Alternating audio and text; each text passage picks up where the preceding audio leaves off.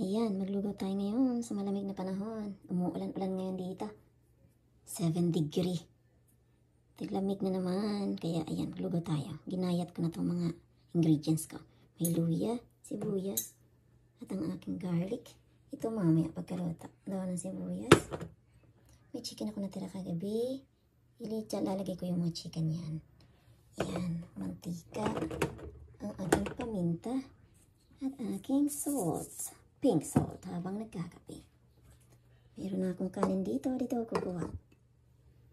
O siya, tara. Nakaon na ang aking kalan. Magluto na tayo para makakain na. Ayan, malapit na ang aking lugaw. Dito, ayan na yung chicken na improvise. Ang mahalaga may sahog. 3 piraso yan. Ayan, isa.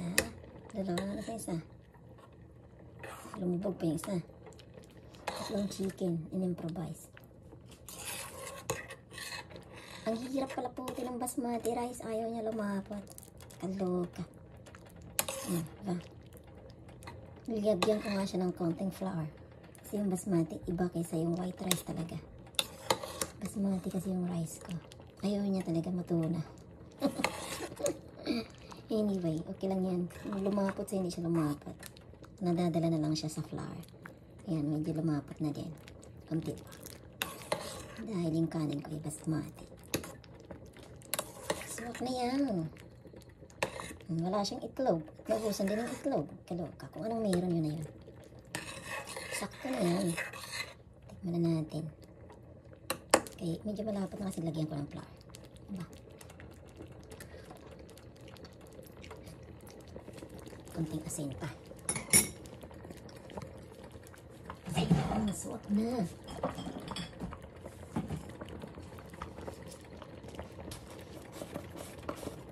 Yan ang ating trip ngayon.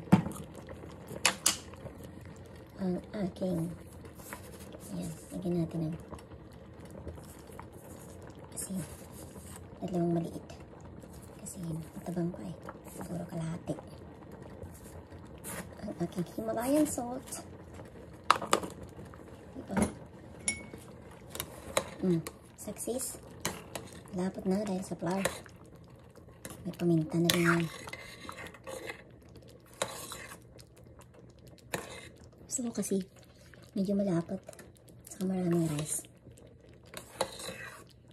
Para hindi hindi matubig. Malapot. Yan.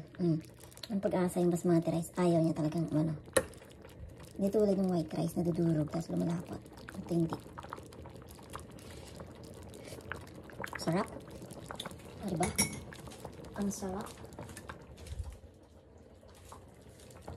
Lagyan ko dito yung ibang daw na sibuyas, yung iba. Yung malalaki. Yung iba fresh. Yung iba. Fresh ko nang kainin mo yan.